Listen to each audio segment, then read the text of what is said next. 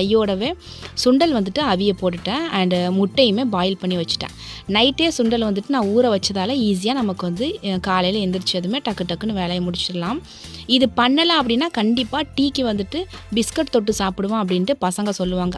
அதனால் இன்றைக்கி யாருக்குமே பிஸ்கட் கிடையாது, இந்த ஹெல்த்தியான பிரேக்ஃபாஸ்ட் தான் அப்படின்னு சொல்லிட்டு காலையிலேயே ரெடி பண்ணி கொடுத்துட்டேன். ஸோ டீக்கு பக்கத்துலேயே இருக்கும்போது கண்டிப்பாக பிஸ்கட் சாப்பிடணும்னு தோணாது. ஒரு முட்டை அண்ட் ஒரு பாயில் அளவு நமக்கு கருப்பு சுண்டல் சாப்பிட்டோம் அப்படின்னால அதுவே நல்ல ஒரு ஃபில்லிங்காக இருக்கும்.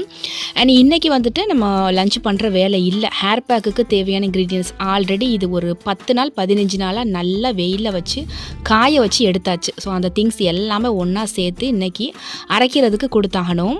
ஏன்னா வேலையோட வேலையாகவே இதை நம்ம அரைக்க கொடுத்துட்டோம் அப்படின்னா நாளைக்கு ஆறணும் பேர்னா அன்னைக்குன்னு நம்ம கொஞ்சம் பேக்கிங் ஒர்க் முடிச்சிட்டோன்னா கொரியர் வந்து சென்ட் பண்ணிடலாம். ஏன்னா ஆல்ரெடி நிறைய ஆர்டர் வந்துகிட்டே இருக்குது. ஏன்னா சின்ன குழந்தைங்களுக்கு எல்லாருக்குமே யூஸ் பண்ணிவிட்டு நல்ல ரிசல்ட் கொடுக்குது. ஹேர் லாஸ் வந்து கம்மியாகி